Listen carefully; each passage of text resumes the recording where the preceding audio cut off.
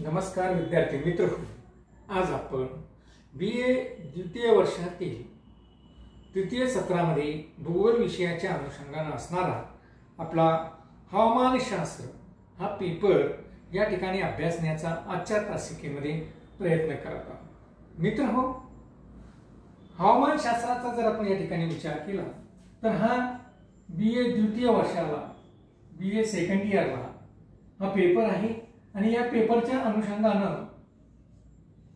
मागील तासामध्ये आपण हवामानशास्त्राच्या संबंधी अधिकाधिक विचार करण्याचा प्रयत्न केला होता। आपण अगोदर झालेल्या तासांमध्ये हवामानशास्त्राची सुरुवात कशी झाली, हवामानशास्त्र म्हणून हे शास्त्र कसं उदयास आलं भूगोलाच्या अनुषंगाने, त्यानंतर हवामानशास्त्राचा विकास कसा झाला, हवामानशास्त्राची व्याख्या, हवामानशास्त्र हे कशा पद्धतीने पुढे येत त्याची व्याख्या कशी तयार झाली, त्यानंतर हवामानशास्त्राचं स्वरूप काय आहे, हवामानशास्त्राची व्याप्ती काय आहे, हे मागील तासामध्ये आपण बघण्याचा प्रयत्न केला। त्याचबरोबर मागील तासामध्ये आपण हवामानशास्त्राचा इतर शास्त्राशी असणारा संबंध, हवामानशास्त्राचा इतर शास्त्राशी संबंध हा देखील बघण्याचा प्रयत्न आपण अगोदरच्या तासामध्ये या ठिकाणी केलेला आहे। आज आपल्याला बघायचं आहे की हवामानशास्त्राचं अभ्यासाचं काय महत्त्व आहे। हवामानशास्त्राचा अभ्यास भूगोलामध्ये केला जातो, तर त्या अभ्यास करण्यामागे हवामानशास्त्राचं अभ्यासाचं काय महत्त्व एकंदर आपल्याला आहे, या दृष्टिकोनातून आज आपल्याला हा पेपर अभ्यासायचा आहे। तर मित्रहो, हवामानशास्त्राचे महत्त्व, हवामान शास्त्राचे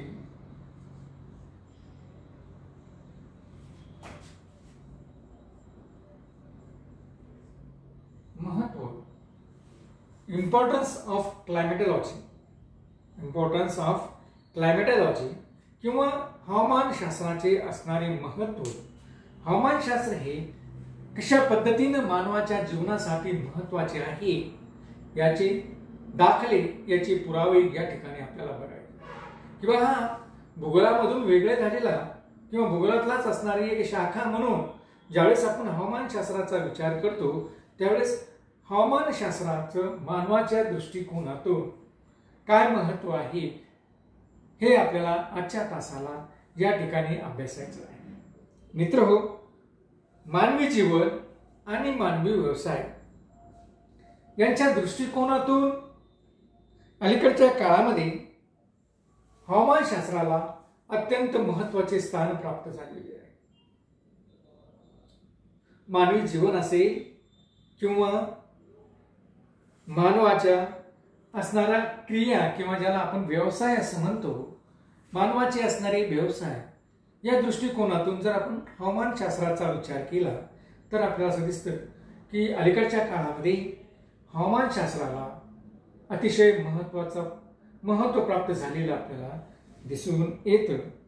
कारण मानवाच्या सर्व प्रकारच्या आर्थिक क्रिया, ज्यामध्ये मग कोणकोणत्या प्रकारच्या मानव आर्थिक क्रिया करते, मग ती कृषी असेल, मासेमारी असेल, उद्योगधंदे असतील, खाणकाम असेल, व्यापार असेल, दळणवळण असेल, पशुपालन, संदेशवहन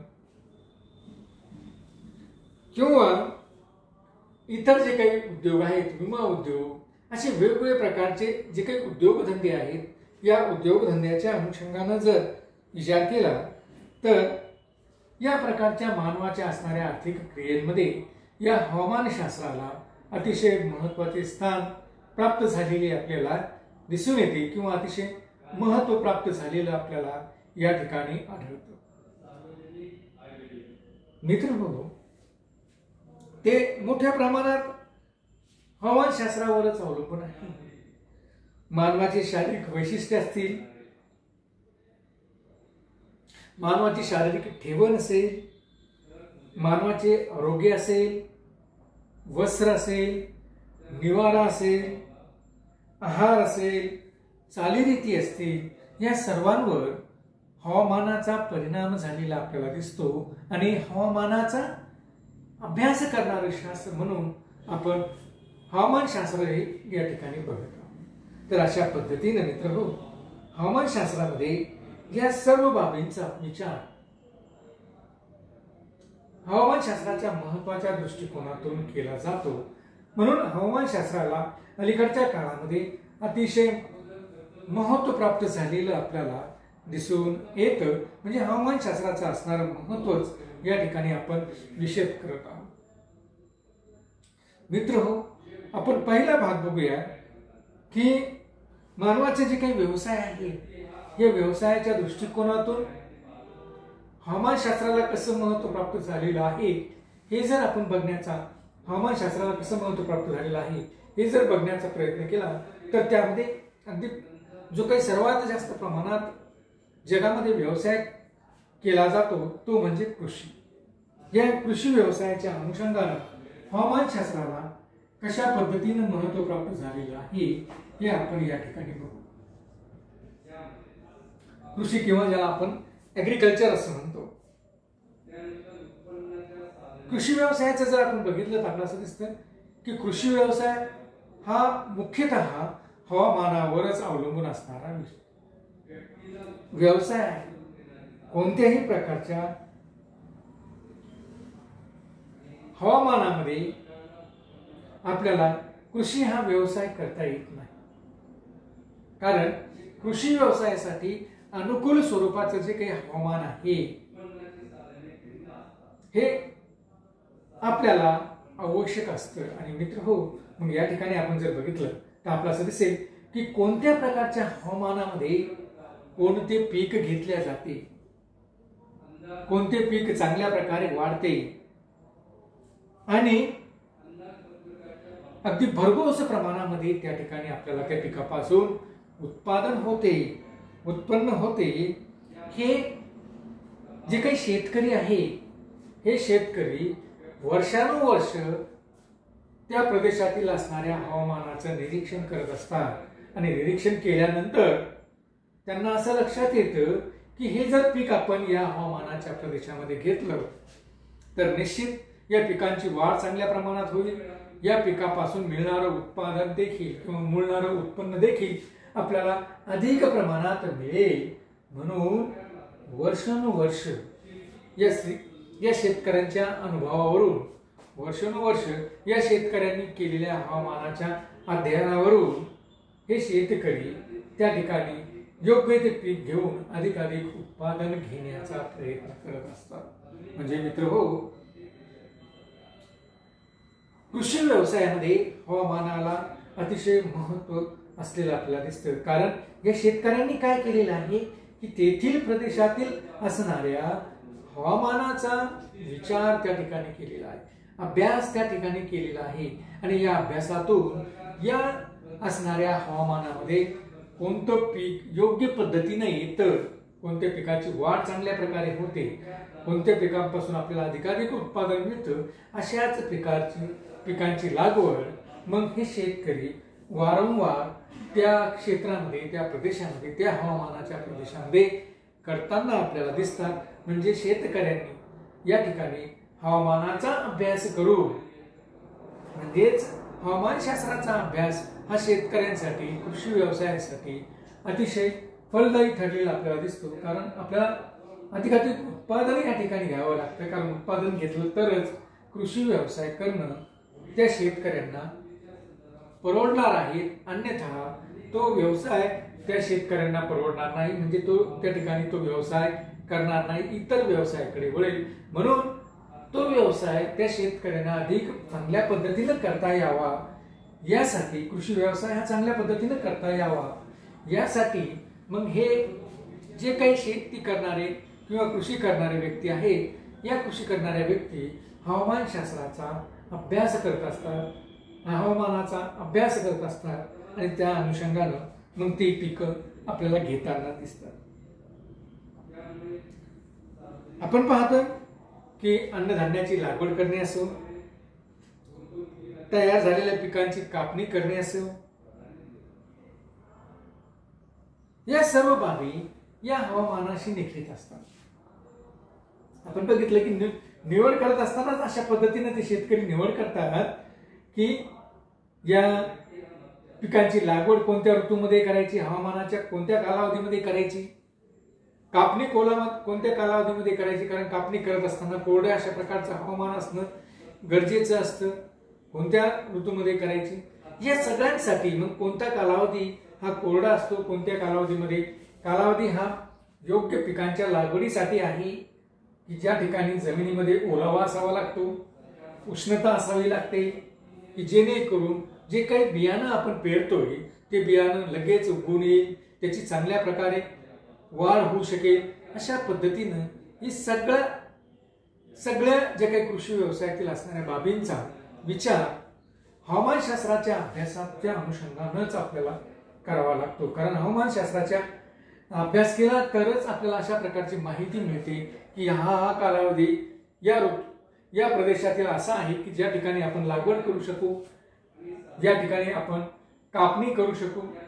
अशा पद्धतीनं मित्रहो, या हवामानशास्त्राच्या अभ्यासातूनच आपल्याला या बाबीचा उलगडा होतो. आणि म्हणूनच कृषी व्यवसायामध्ये हवामानशास्त्र हे अतिशय महत्वाचं आहे. हवामानशास्त्राचा अभ्यास हा महत्वाचा आहे. कारण अनुकूल प्रकारच्या हवामानाच्या परिस्थितीमध्येच कृषी व्यवसाय करणे योग्य ठरत असते. म्हणून अनुकूल प्रकारचं कोणत्या पिकांसाठी कोणत्या प्रकारचं अनुकूल हवामान आहे हे आपण हवामानशास्त्राच्या अभ्यासातूनच या ठिकाणी बघू शकतो. आणि त्या पद्धतीनं हे शेतकरी, कृषी व्यवसाय करणारे लोक, कृषी व्यवसाय करणारे जे काही व्यक्ती आहेत अशा अनुकूल पिकांची निवड त्या ठिकाणी करतात. आणि मित्रो, अशा पद्धतीने कृषी व्यवसायावर या हवामानाचा परिणाम झालेला आपल्याला दिसतो. हवामान हे कृषी व्यवसायासाठी अतिशय महत्वाचं असलेलं आपल्याला दिसून येतं. त्यानंतर दुसरा जो काही व्यवसाय आहे, व्यवसायाच्या दृष्टिकोनातून आपण हवामानशास्त्राचा असणारा महत्व या ठिकाणी बघू लागलो आहोत. दुसरा जो काही व्यवसाय आहे तो आहे मासेमारी.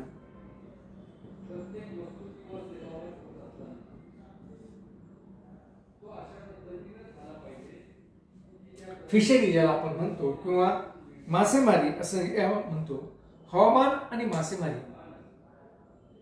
या दोन्ही बाबींचा अतिशय जवळचा संबंध आहे.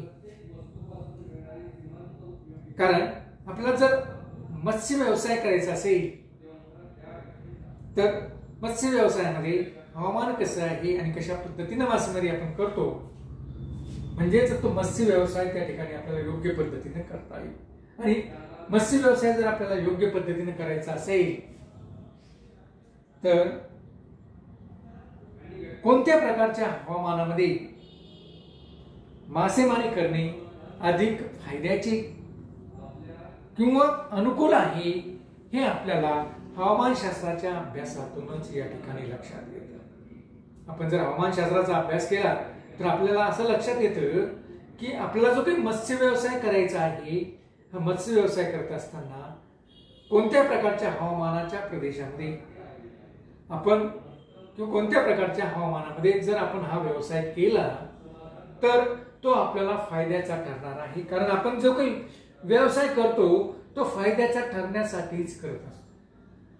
आणि जर त्या व्यवसायातून आपल्याला फायदा झाला नाही तर आपण इतर व्यवसाय निवडण्याचा प्रयत्न करत असतो. म्हणून जर आपल्याला मत्स्य व्यवसाय करायचा असेल तर त्या ठिकाणचं असणारं हवामान कसं आहे हे बघावं लागतं. आणि हवामान बघण्यासाठी आपल्याला हवामानशास्त्राचा अभ्यास करावा लागतो. हवामानशास्त्राचा अभ्यासाचा आढावा आपल्याला त्या ठिकाणी घ्यावा लागतो आणि त्याच अनुषंगानं मग आपण त्या ठिकाणी मासेमारी करू शकतो. हवामान संबंधी मासेमारी, हवामान संबंधी असणारी माहिती ही हवामानशास्त्राच्या माध्यमातून मच्छीमारांना उपलब्ध होत असते. आणि मग या माहितीच्या आधारे समुद्रामध्ये कोणत्या काळामध्ये वादळे निर्माण झालेली आहेत? समुद्रामध्ये आवर्त आहेत का? समुद्राची स्थिती खवळलेली आहे का? अशा प्रकारच्या पूर्वसूचना या मच्छीमारांना हवामानाच्या अभ्यासातूनच, हवामानाच्या अंदाजामार्फतच या ठिकाणी आपल्याला मिळत असतात. आणि म्हणून एक धोक्याची पूर्वसूचना मिळत असल्यामुळे या मच्छीमारांचे वित्त आणि प्राणहानी त्या ठिकाणी होत नाही.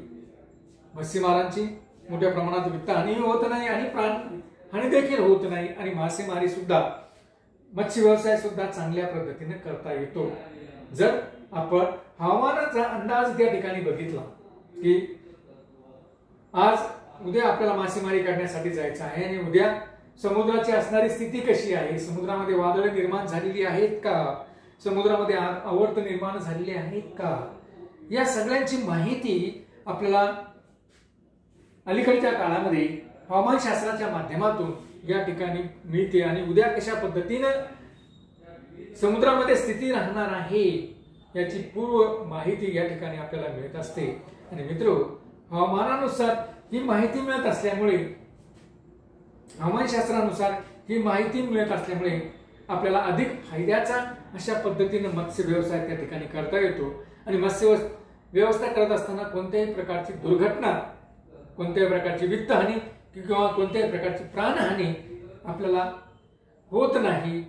आणि त्यामुळं त्या ठिकाणी मत्स्य व्यवसाय अधिक चांगल्या पद्धतीनं आपल्याला करता येतो.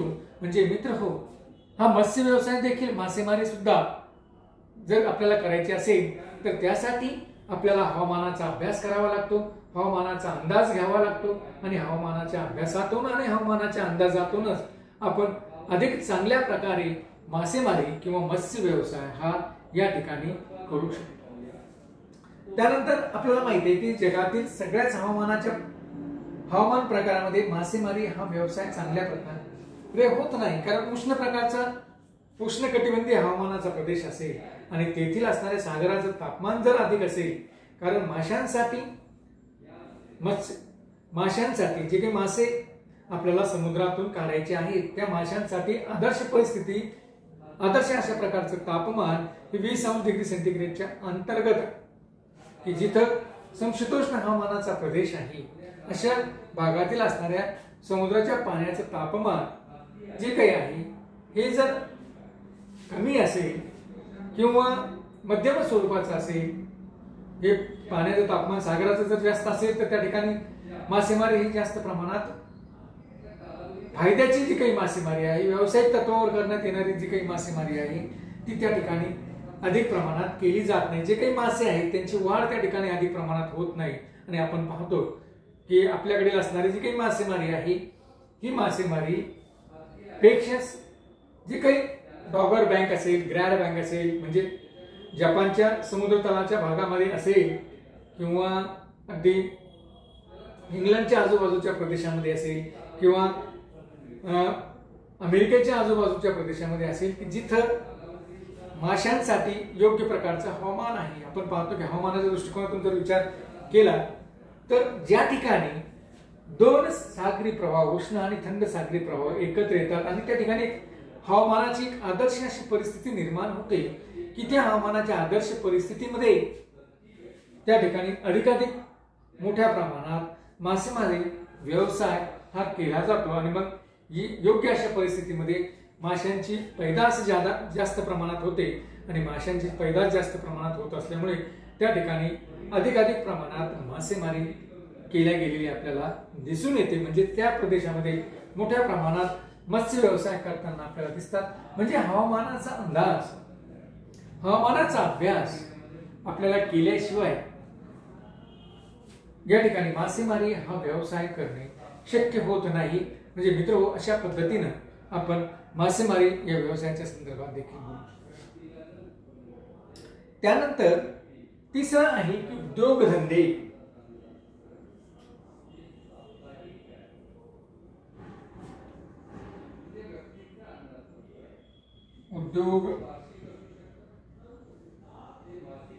उद्योगधंदे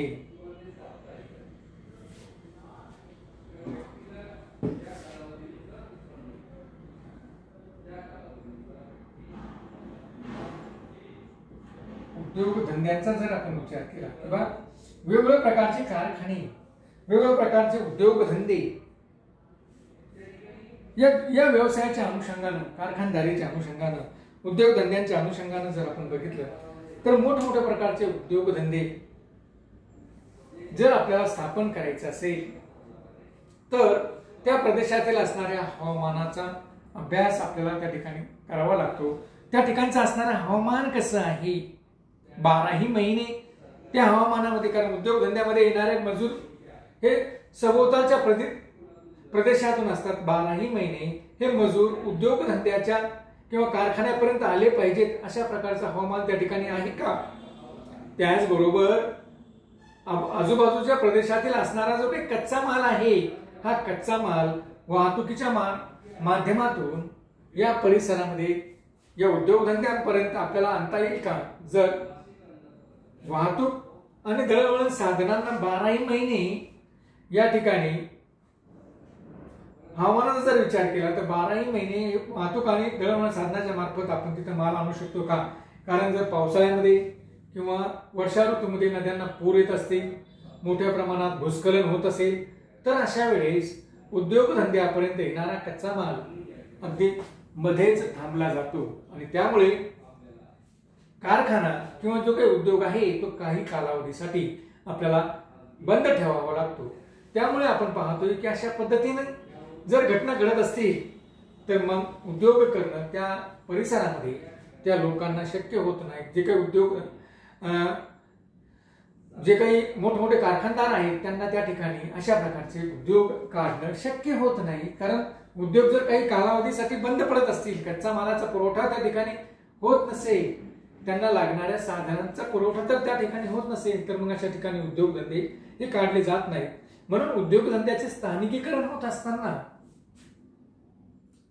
हवामानाचा विचार केला जातो आणि मग हवामानाचा विचार करूनच उद्योगधंद्याचे स्थानिकीकरण केले जाते. त्याचबरोबर हवामानाचा प्रकार कोणता आहे हा देखील बघितला जातो आणि त्यांना ऊर्जा सर्व कालावधीमध्ये कशा पद्धतीने उपलब्ध होईल याचाही विचार हवामानाच्या दृष्टिकोनातून केला जातो. कारण सर्व कालावधीमध्ये ऊर्जा उपलब्ध होण्यासाठी आपण पाहतोय की ही ऊर्जा कशा पद्धतीने आपल्याला त्या ठिकाणी उपलब्ध करता येईल याचाही विचार उद्योगधंद्याच्या स्थानिकीकरणाच्या वेळेस केला जातो आणि की हा जो विचार केला त्यावेळेस आपण हवामानाचा विषय देखील त्या ठिकाणी अभ्यासतो. कारण ऊर्जा असेल, उद्योगधंद्याचे प्रकार असतील किंवा उद्योगधंद्याचे त्या ठिकाणी एखाद्या उद्योगाचं जर आपल्याला त्या ठिकाणी स्थानिकीकरण करायचं असेल तर मिळणारा कच्चा माल असेल, या सगळ्यांचा विचार करून, कारण काय तर या सगळ्यांवर हवामानशास्त्राचा परिणाम हा होत असतो किंवा हवामानाचा परिणाम होत असतो आणि त्यामुळं हवामानाचा विचार करूनच मग ती ऊर्जा तिथपर्यंत कशा पद्धतीने आपल्याला 12ही महिने उपलब्ध करता येईल याचाही विषय या ठिकाणी बघितला जातो. जसे आपण पाहतो की भारतामध्ये पूर्वीच्या काळी जी काही सूतगिरण्या उभारल्या गेल्या, मी कालच्या तासामध्ये देखील सांगितलं की या ज्या काही सूतगिरण्या उभारल्या गेल्या ह्या या उष्ण आणि दमट हवामानाच्या प्रदेशामध्येच उभारल्या गेल्या आणि उष्ण आणि दमट प्रकारचं हवामान हे भारतामध्ये समुद्र किनारपट्टीच्या प्रदेशामध्ये आपल्याला दिसून येते. खास करून मुंबई सारख्या शहरांमध्ये या सूतगिरण्या अधिकाधिक प्रमाणामध्ये त्या ठिकाणी उभारल्या गेल्या. म्हणजेच हवामानाचा विचार करूनच प्रामुख्याने या ठिकाणी या सूतगिरण्या उभारल्या गेलेल्या आपल्याला दिसतात किंवा उद्योगधंदे त्या ठिकाणी उभारले गेलेले आपल्याला दिसतात. ऊर्जेविषयी जर बोलायचं झाल्यास